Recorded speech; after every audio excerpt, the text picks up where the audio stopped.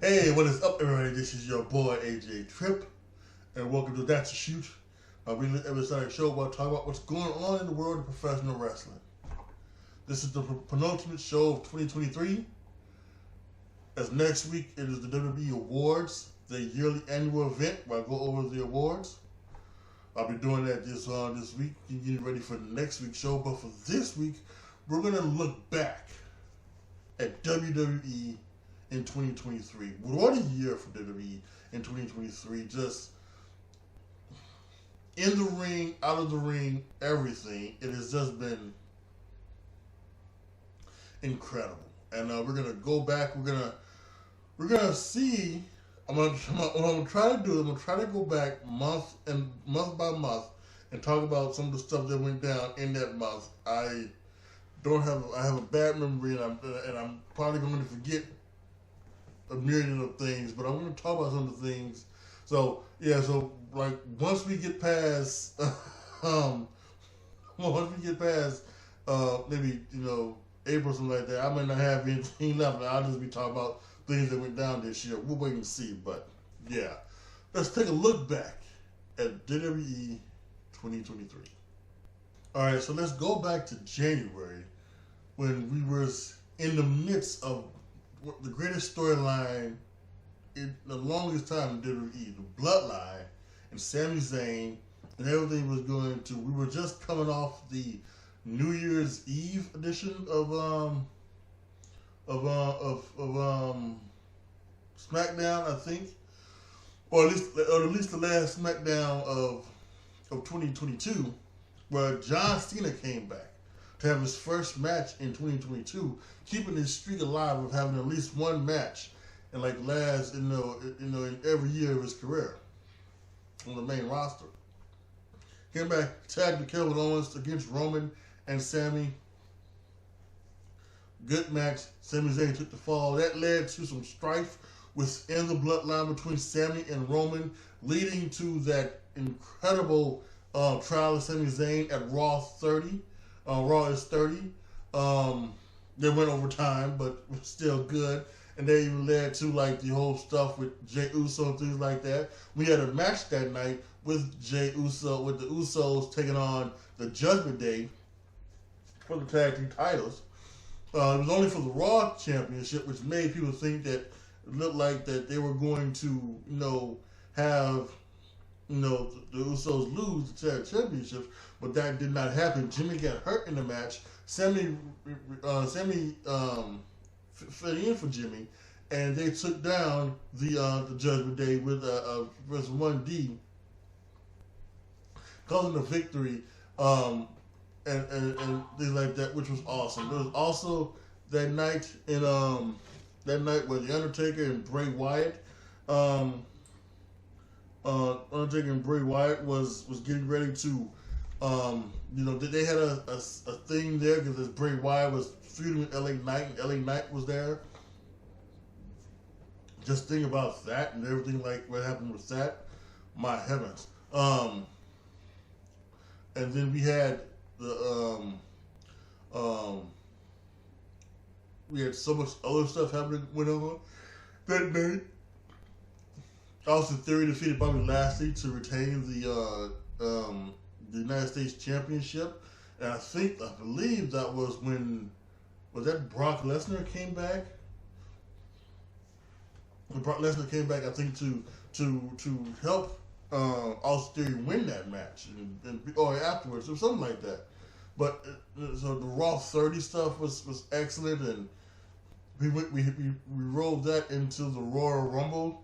And the Royal Rumble was great. We had so good things. We had the return of Cody Rhodes as he made it into the Royal Rumble match at number 30, and took out Gunther, who was one. He broke the record for the longest time in a men's Royal Rumble match. He did that. That was incredible. Rhea Ripley won the women's Royal Rumble match. She won from number one, causing her to be the longest, having the title for the longest in the women's match, the Iron Woman, things like that. We saw the first return of Nia Jax that year, so at the beginning of that one, so that was very interesting. And we saw some of the other stuff. Like again, we talked about Bray Wyatt.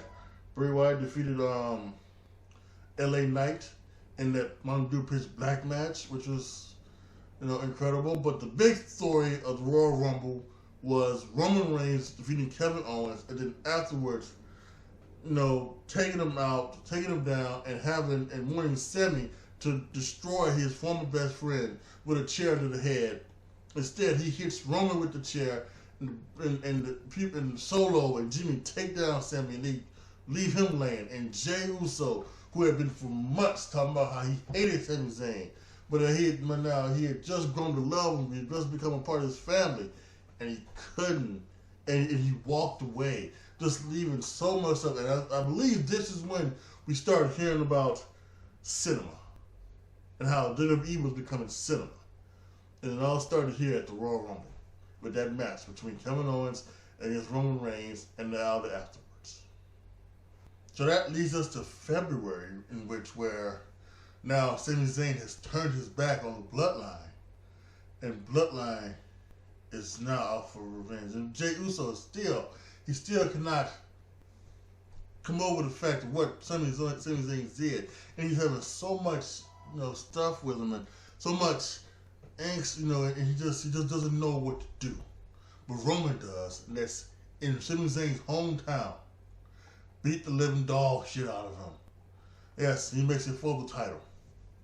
Comes Elimination Chamber, and we've got some great things. We've got the #1 contenders match for the Raw Women's Championship. As Rhea Ripley has won the Royal Rumble, she's taking on SmackDown Women's Champion Charlotte Flair, because 3 years ago at WrestleMania during the pandemic, it was Charlotte who took on Rhea Ripley for the NXT title, and Charlotte taught her business. And it was time for Rhea Ripley. She's grown since then. It was time to show her some business. So she was taking on Charlotte Flair. But who's going to be the #1 contender for the Raw Women's Championship? And it ended up being Asuka. Asuka versus Bianca Belair at WrestleMania. At WrestleMania 39. Incredible. Bobby Lashley and Brock Lesnar fought to a DQ as Brock Lesnar cheated on him. And this is where we heard the thing, right? We heard the thing where Bray Wyatt wanted to work with Brock Lesnar because he wanted to change the character. And what he wanted to have happen is he wanted Brock Lesnar to pull a John Cena on him, and that's just absolutely squash him. So then Bray Wyatt would come back as a different character, a different entity, so to speak, right? Brock didn't want none of that. He took on Bobby Lashley in their third matchup, right? Because I think we had the Royal Rumble of 2022. I think it was 2022, right? Where Bobby Lashley beat Lesnar there. And then we had one like at Crown Jewel in 2022 where Lesnar won that one. So then this was part 3, and Bobby Lashley won this one over Lesnar. Edge and Beth Phoenix took on the Judgment Day after the I Quit match between Edge and Finn Balor. Where Rhea Ripley, slammed her head into Beth Phoenix, and they won, but it wasn't over just yet for Edge and the Judgment Day. We had a United States Chamber match that was pretty awesome, and then we had the match Roman Reigns versus Sami Zayn. And there were many people who wanted Sami Zayn to actually win it. They thought strike while the iron is hot. Sami Zayn was so hot, was so over, strike while the iron is hot, correct? Nah, that wasn't really the right time and place for Sami Zayn to beat Roman Reigns, because we had something else going on. Cody just won the Royal Rumble, and he wanted to finish the story, and that story can only be finished by Roman Reigns. So Roman Reigns had to be Sami Zayn here But there was some stuff in there with the Usos, helping them out, and Jay, Roman Reigns gave Jay a chair to hit. Yeah, Jay a chair to hit Sami Zayn with it. He couldn't do it, but Roman Reigns ended up beating Sami Zayn 1, 2, 3, and it was over. And that ended up ending up February for the most part, and March was all leading to WrestleMania. All right, we were all leading up to WrestleMania, but man, Joe, this was some fantastic stuff. And this was some good things as well. This also was some NXT stuff started to happen here, where we started to see some different types of things. We saw the breakup of Toxic Attraction, and Gigi Dolan and JC Jane were fighting on things. And we also saw at one point there was a match on NXT, at NXT Roadblock to be exact, where Roxanne Perez defeated the final boss, Meiko Satomura, to retain the championship. However, they did the Shawn Michaels bit where Roxanne Perez passed out. They passed out, they had her come there, Booker T left from commentary, and took her out on the stretcher. Obviously that was all not, it was a work. All of it, just like the Shawn Michaels one back in the day when him and Owen Hart was a work. All of it like that. So that was, but that was a very interesting TV going on there. Not only NXT, but on the main roster as well, as Sami Zayn and Kevin Owens, they were getting into it back and back, and as they was like, come on, we needed to, they wanted to, Sami Zayn was trying to apologize and be back friends with Kevin Owens, and Kevin Owens wasn't really having it, and Cody Rhodes was trying to push them together, and then finally they got together and they, and they got together and they became a team, and they challenged the Usos for the Undisputed Tag Team Championships at WrestleMania. Incredible. And then we also know the story between Roman and Cody. Some good promo battles off between that, especially between Cody and Paul Heyman had a good one as well. Very, very good stuff leading up to WrestleMania. But the night before WrestleMania, we had to induct people into the Hall of Fame. A couple of great people here. Rey Mysterio was the headliner, which made you think. But the Rey Mysterio and Dominic Mysterio, they were getting ready to go towards WrestleMania. So, was this going to be Rey's last match? And Rey's last match, was he going to put over his son and make his son a superstar? We're going to see. But Rey Mysterio was the headliner. We had the Great Muta, who he just had his recent final match over in Japan. I think it was against Shinsuke Nakamura. I don't know, but I know Shinsuke wrestled the Great Muta over in Japan for Pro Wrestling Noah over there. Stacy Keibler was one. Finally, after many years, this should have been the first one. Andy Kaufman, the celebrity, inducted Wing into the Hall of Fame, and then the Warrior Award was given to the late Tim White. And just an incredible statue of the Hall of Fame. And this year we may have some interesting names going on this year after some of the stuff that went down this year in WWE on and off the screen. But then all that leads up to WrestleMania, night 1 and night 2, right? I don't want to look over Stand and Deliver. It was a great show with Carmelo Hayes defeating Braun Breaker and many other great matches on that night. But this was about WrestleMania. And let's also not think about it, because I believe I'm correct. The week of WrestleMania, it was finally made official that WWE had been. It was, I guess you would say the so, but there was a merger with WWE and UFC and Endeavor, to where it was going to be a merger for TKO, which is not going to be the new thing it is. And with Vince McMahon all up and down over TV, things like that, as he had worked his way back into the fold of being the head of WWE, because he felt like he didn't need to be, but he was just back there to quote unquote sell WWE. So like that. So all that stuff was happening. Crazy week, but we ended up with night 1 and night 2. Night 1 was an absolutely tremendous night. Started off, Austin Theory defeated John Cena. We had a great fatal 4-way tag match. Seth Rollins defeated Logan Paul, was awesome. Trish Stratus leading Becky Lynch, defeating Damage Control. That was good. Rey Mysterio, he did defeat Dominic Mysterio. And they had a great match.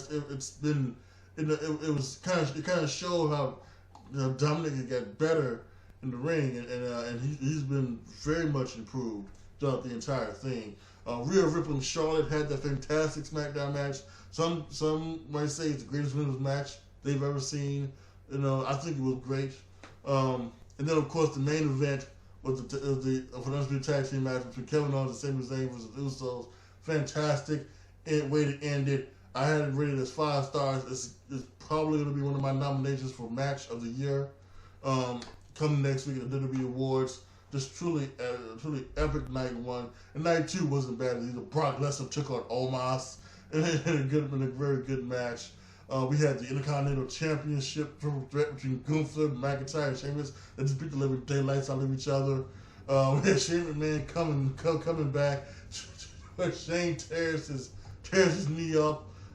I don't know. We had Edge finally ending his battle with the Judgment Day as he defeated the Demon Finn Balor inside Hell in a Cell. And then of course the match that was it. Another 5-star incredible match. Roman Reigns and Cody Rhodes. And while many people were up there saying, Cody's gonna win, Cody's gonna win, Cody's gonna win, I was telling everybody it's 50-50. It's 50-50, y'all. I could see Cody Rhodes winning, but I also see Roman Reigns winning. And the reason why I saw Roman Reigns winning is because of the 1,000 days. They wanted, I think it was Vince's original plan to get Roman Reigns to 1,000 days as champion. And then anything after that would just be icing on the cake for Roman, and they would find some way to do it. Cody showed up, obviously, in this. And there were other times where they could have done it. And I still think, there was a SmackDown in July that was at Madison Square Garden, and it was gonna be after Money in the Bank. And wouldn't it be great if Cody Rhodes won Money in the Bank, and then the next Friday cashed in Madison Square Garden, where they took the title away from his daddy. So I knew with that being the background, there was a great chance that this was going to be Roman Reigns was going to win. And what happened? Roman Reigns won. He defeated Cody Rhodes and retained the championship. And now, while there are people will erroneously tell you that Cody Rhodes should have won. No, I'll see this, and I did a video on this. No, he shouldn't, because what happened next with the Bloodline storyline could have only happened with Roman Reigns as champion. Roman Reigns not as champion, it could not have happened. And we'll get to that as we went on. But another great match. That's just amazing. A great WrestleMania to end March as we head into April. So then that leads to the Raw after Mania, which was it was probably the last show Vince McMahon probably produced. Truly produced. Because it was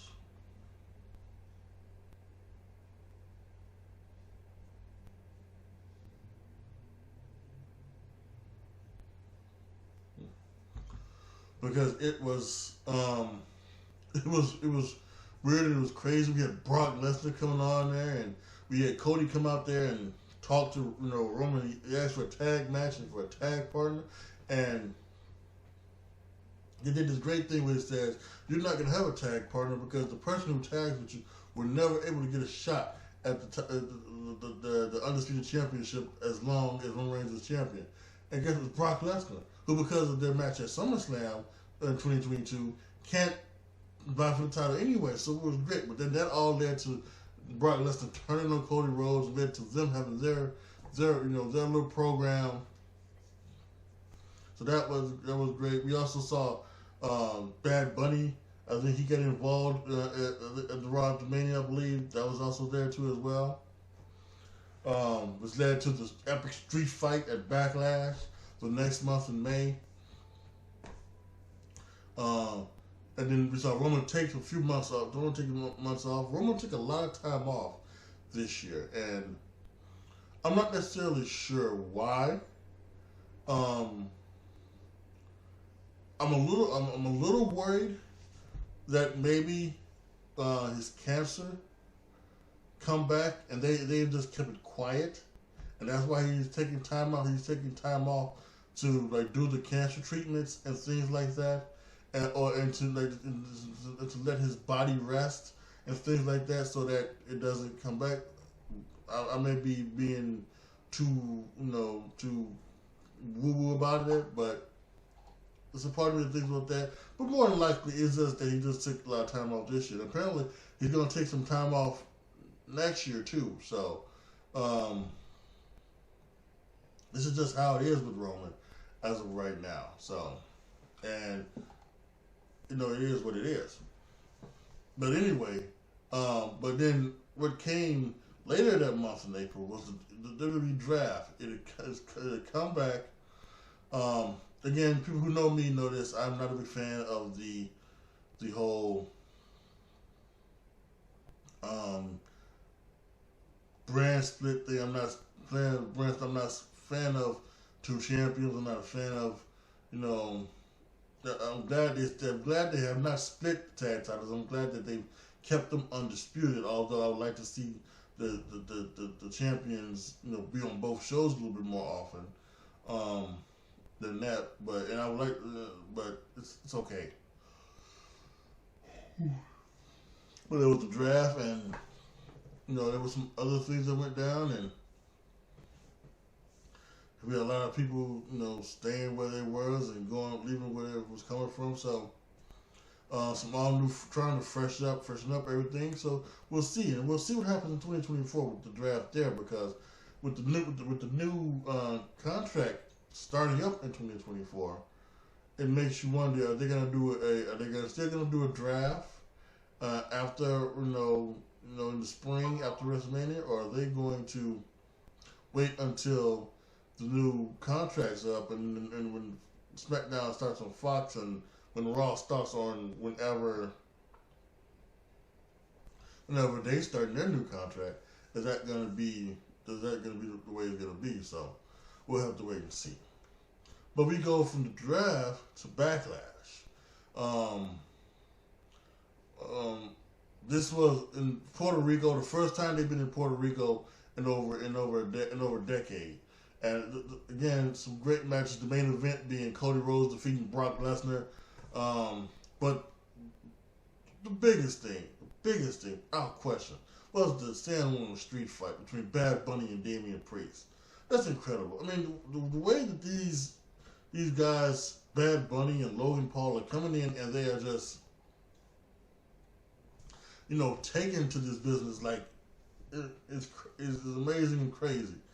Some may say, well, really, could Bad Bunny be doing that? Doing all the things he's doing, or could maybe Logan Paul, in some sort of fashion, because Logan Paul wrestles on a more recent basis, but Bad Bunny just comes in every now and then and does it. But man, Bad Bunny, I don't know. I think sometimes when you're just as good as they were, it was just incredible. And I thought that Bad Bunny and Damian Priest had the match. They were the match of the night at the Backlash, and it was incredible. The feeling for Zelina Vega being there, and Rhea Ripley, and the SmackDown Championship match with Rhea Ripley was great, and just a whole lot of good stuff happening there. This was also the last pay-per-view where we had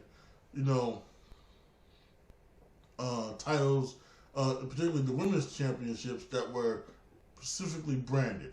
Because at one point we had Bianca Belair being the Raw Women's Champion on SmackDown and Rhea Ripley being the SmackDown Women's Champion on Raw. And soon that turned away, and that helped, and that went away, and we saw Rhea Ripley be the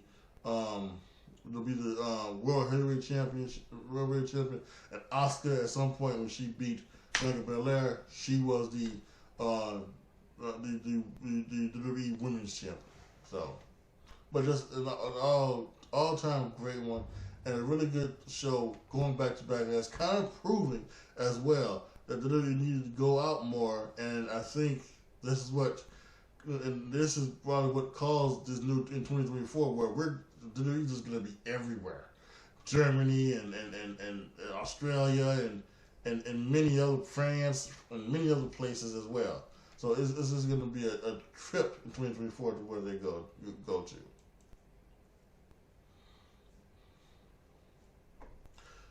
So as we continue into May, we get the Night of Champions, where we also crowned a new World Heavyweight Champion with a match between Seth Rollins and AJ Styles.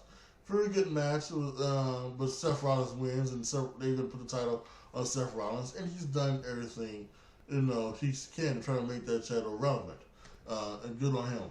There's some great stuff going on in that match, including not even the match, but including within that pay-per-view, including a particular great Intercontinental Championship match between Gunther and Mustafa Ali.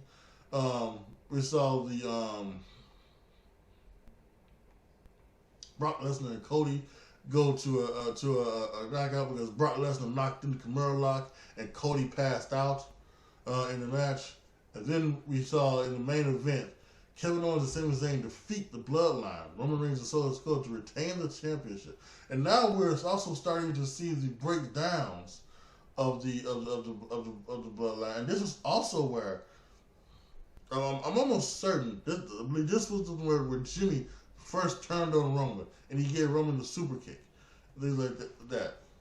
So this was a cover, which that leads to the London match at Money in the Bank on July 1st. Into that match, and it was this incredible Money in the Bank ladder match. Damian Priest won the men's ladder match. Sky, she won the women's match. Cody Rhodes defeated Dominic Mysterio. We also saw the quick turn of Ronda Rousey and Shayna Baszler, as they were the women's tag team champions, and a quick turn on them. And then we had the Bloodline main event against Usos, against Roman Reigns and Solo Sikoa, where, unlike the Night of Champions, where Solo Sikoa took the pin, this time Roman Reigns took the pin. It was on Jey Uso, which that needed to happen. That needed to happen. 1, 2, 3.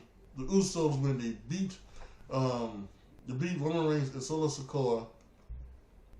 Bloodline still for, and that takes us to now having to go to SummerSlam, where we're gonna have Jey Uso and Roman Reigns in tribal combat, and that's gonna be amazing. And this is also around the time now where LA Knight is starting to pick up steam. He is starting to, he's starting to get a lot of cheers. The crowds are now chanting for him. And LA Knight, yeah. Everything like that. So really great stuff here during this, during this time. It's really starting to pick up. Business is starting to pick up big time. Cody Rhodes defeated Brock Lesnar in a match when he's won the match. He won the program 2-1. Afterwards, Brock Lesnar shakes Cody Rhodes' hand, gives him a hug, goes him around the ring. That was not supposed to happen. He acknowledged Cody Rhodes, so that was good.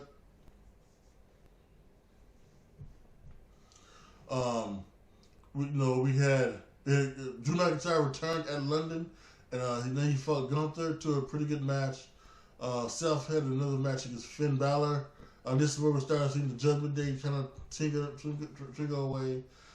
Bianca Belair defeated Asuka and Charlotte Flair to win the women's championship. However, Io cashed in on her, and then she became the champion, which she still is to this day. And then we had the reigns. We not only had the Universal Championship match, but the title of Tribal Chief was on the line against Roman Reigns and Jey Uso in Tribal Combat, in which we saw Jimmy Uso turn on his brother. Stop his brother because he loved him so much that he didn't want the moniker of Tribal Chief to ruin him like he feels he ruined Roman Reigns. And the reason why they did that is because they're trying to get to WrestleMania where Jimmy and Jay will face each other. So that was part of the story. And of course, we saw the aftermath of that where Jey Uso at some point, he quits. He quits not only SmackDown, he quits Raw, he quits WWE, everything like that. He goes off, takes some time off. Roman Reigns goes back into hiatus. We see John Cena. John Cena comes back now because as we are in the midst, still in the midst of the writer's strike during this time in September. And not only the writer's strike, but also the Actors Guild strike. We had both strikes. The writer's strike happened early in the year. Then, like around in the middle of the year, the Screen Actors Guild started to have they went on strike. So John Cena not being able to do anything, he starts coming around. He was the special referee for the match against LA Knight and The Miz. Good at the Payback 2023. We also, and for at least in my opinion, we had the best women's match so far in WWE. Becky Lynch against Trish Stratus. I give it 5 stars. It should be a nominee for the Match of the Year candidate. I got so many nominees. It's incredible. But we had so many other. We had a street fight in the Steel City street fight between the Judgment Day against Kevin Owens and Sami Zayn, trying to win the championships. As Kevin Owens and Sami Zayn were still the champions from WrestleMania. Seth Rollins defeated Shinsuke Nakamura to retain the championship. All good things happened during Payback. So it was a great little show, and it kept September going. LA Knights continued to get hot, and just everything was just really good. Still great stuff happening for WWE. As we head into Fastlane in October, and now we got so many other things. So many things are happening now. Jey Uso has come back. He's now on Raw due to Cody Rhodes, but because of that, somebody from Raw had to go to SmackDown. That ended up being Kevin Owens. But Cody Rhodes and Jey Uso defeated the Judgment Day to win the tag team championships and had one of the most epic press conferences ever after the match. Yeet. You feel me? And so great stuff there. Carlito made his return as the LWO defeated Bobby Lashley, the Street Profits after Bobby Lashley made his return, and the Street Profits have come back and they've got a new, more aggressive heel in nature. John Cena and LA Knight defeated the Bloodline, Jimmy Uso, Solo Sikoa. And then the last thing, Seth Rollins once again defeated Shinsuke Nakamura to retain the title. A lot of great stuff happening at Fastlane, and the stuff leading up to in October was fantastic as well. Then we go from that to November to Crown Jewel, and we're getting major stuff here, right? Stuff is starting to now become things. John Cena is now major league in with the Bloodline. He has a match with Solo Sikoa, who Solo Sikoa destroys him. We've now got Logan Paul winning the title off of Rey Mysterio. We've got Cody Rhodes defeating Damian Priest. Roman Reigns has come back.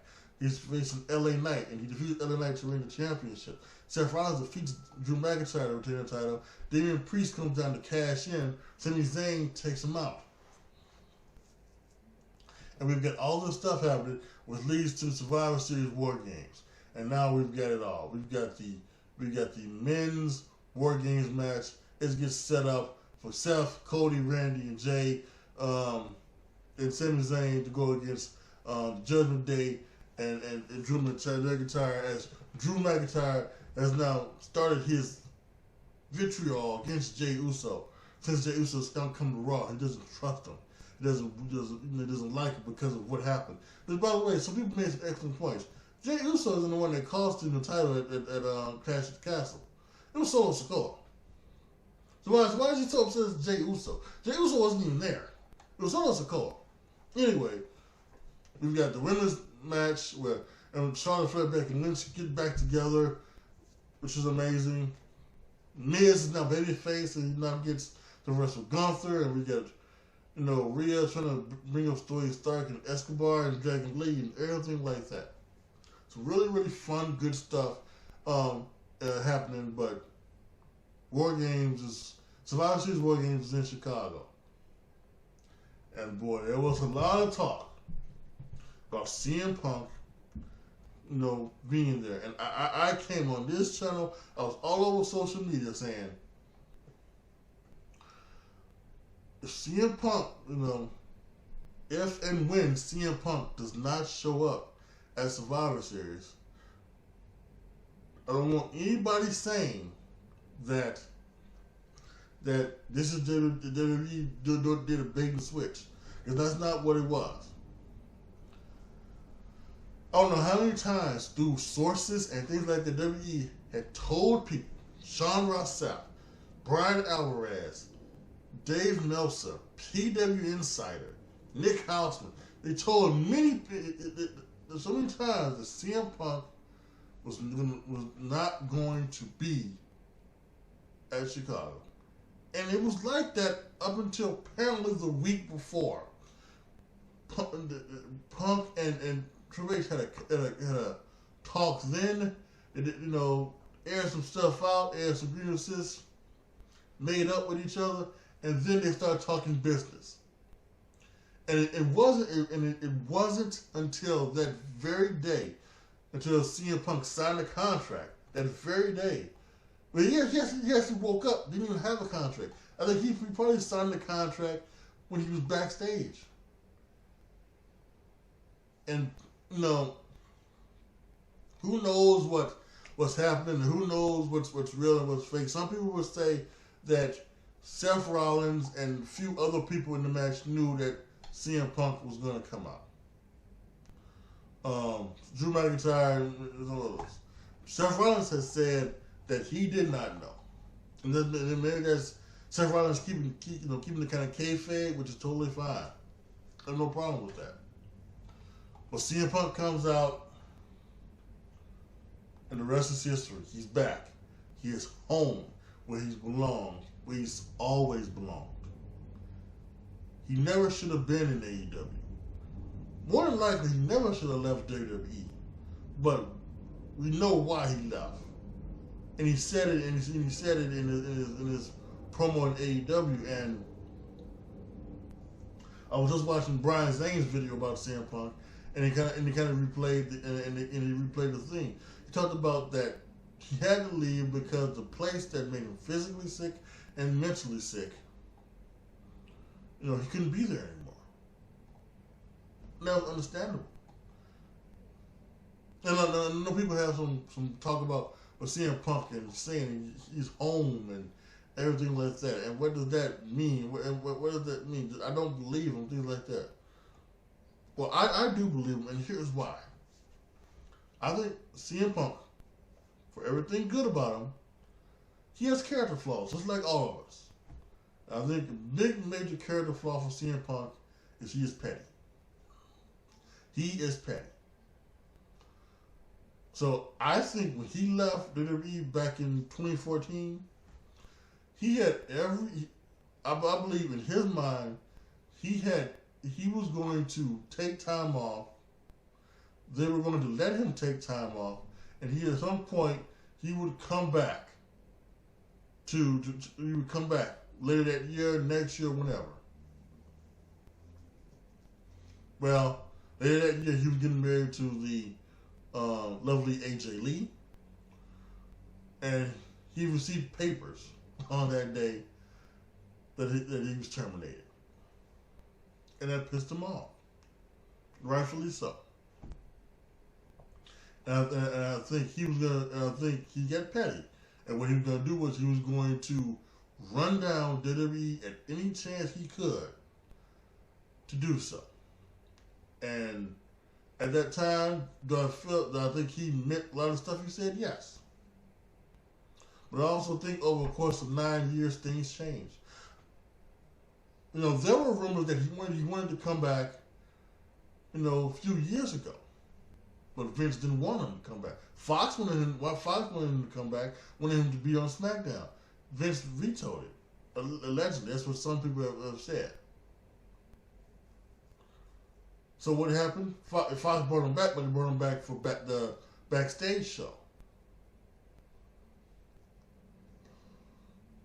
And I think that's just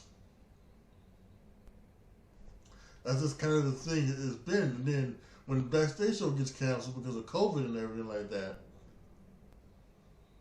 then he has to go to, AEW. He thinks he can get back into wrestling with AEW. And of course, he's taking shots at WWE. And at one point, he even pissed me off. At this point, I'm like, why are you taking shots at this, at this place? It's over, right? It's over. And all the stuff at AEW happens, yada, yada, yada. And now he's back with WWE. Now, again, he's petty. And he could be in WWE just to be petty and to get back at them.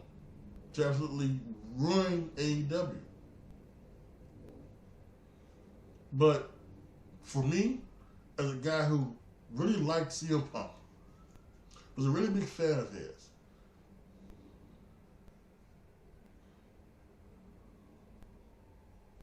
this is where WWE is the place where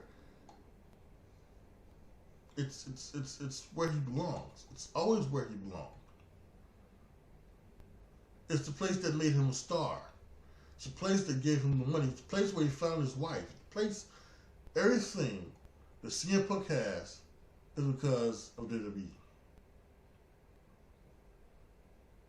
And I think it is much ado that he finished off his career, his in-ring career, here. Now, that's what I hope. I don't know what contract he signed. It's usually a 3-year contract or a 5-year contract. But whenever his contract ends, I hope that becomes the final resting place for CM Punk. And now everything can happen. I also hope that things go well here, because I do think CM Punk he should be able to have that final send-off, that true ultimate final send-off. And it shouldn't be in some bingo hall in Chicago, or it shouldn't be in some rec center in Texas or somewhere. It should be at the Allstate Arena in Chicago, at the United Center in Chicago. It should be somewhere in this great city. So, truly epic return in a month. And in December, we've had some good stuff happen here as well. The NXT deadline was really good. I can talk about that quickly for a second, because I didn't do a rapid reaction because I had other things going on. But for me, the North American match between Dominic and Dragon Lee I thought was really good, 3.5 stars. I thought the women's Iron Survivor Challenge match was good, 4 stars. Melo and King was very nice, 3 stars. The Iron Survivor match men's was really great, 4 stars. Trick Williams getting 4 pins in the last minute and a half, something like that, I thought was epic. And they did it in a race where it didn't seem contrived. It was actually felt like that could really happen in the match. It's good. We had a nice steel cage match between Roxanne Perez and Kiana James, 3 stars. The NXT title match was really was very nice. Ilya and Baron Corbin, 3.25 stars. So really fun night for NXT last week. And and some great stuff. Tribute to the Truth. A couple of CM Punk promos this past Raw was amazing. Roman Reigns comes back tonight on SmackDown. Some really, really good stuff. And as we end 2023, I think I said this before. Did a video about it. This has been WWE's best in-ring year that I can remember in a long time. Probably since 2000, when there was some really good stuff in the ring. They had some great main eventers, and they did that with all without Austin, who was recovering from his neck surgery. But 2000 was incredible, and Kurt Angle showed up, and so many other great things. And so yeah, this is one of the best, and then this is obviously WWE's best year out of the ring. So many new records made, so many more things sold, and so many more money made. It was just incredible. And WWE had a great 2023, and let's see if they can continue it in 2024. So there you have it. That's my review, my eccentric review of WWE in 2023. Again, I just think it's been a fantastic year for them, and I cannot wait to see what's happening in 2024. And in fact, like I mentioned before, next week is the last episode of the 2023 year for That's a Shoot. It's the WWE Awards. Then I'm going to take a week off, and then I'm going to come back first Friday in the new year. And we're going to talk about things that I would like to see happen in 2024 for the WWE. And I think you're going to like that. And as always, I want yours. I would want your thoughts about what you want to see in 2024. However, when it comes to this episode of That's a Shoot, I want you to post your comments down below and tell me what you guys think about my review. Did I miss anything? Is there anything that you think I glossed over, I didn't talk about enough, or anything like that? I didn't want to make this quickly. As I'm looking at the time, we're almost an hour, and I'm not one of these guys that think that I need to have a certain time limit when I do these type of long form type of rants and videos and things like that. If it's 30 minutes, if it's 45 minutes, if it's an hour, if it's 2 hours, who cares? As long as it's something that you guys like and you guys enjoy watching, right? I think that's all that matters, because I think even if you're not sitting down and watching it, you're not sitting down like this exactly watching it, you have it on in the background while you're doing something else, and then what did you just say? And you'll go back to it, So I think that's the main thing. That it's something that you'll either will sit down and watch, or you'll just have on in the background. So, but I do think that this is this was something. Like I did want to try to condense, because we could talk about so much stuff in great detail that happened this year. So I did just want to just go over it, and things like that. But if you think I glossed over something, please post it down in the comment section. If I missed something, please post it down in the comment section. Or if you think I did a great job, then let me know down in the comment section. Also, if you think I did a bad job, let me know down in the comment section. Anything. Any criticism, any critiques, I take. I take and I bring in and I say it. So, yeah. All right, y'all. Once again, next week, the WWE Awards. Make sure you're here for that. Click the notification bell so that when I put out the WWE Awards video, you will be able to catch it immediately. Okay? All right. Thank you guys so much for watching. This is your boy, AJTRIP, signing off. As always, be good to each other, y'all. Be careful out there. And I am out.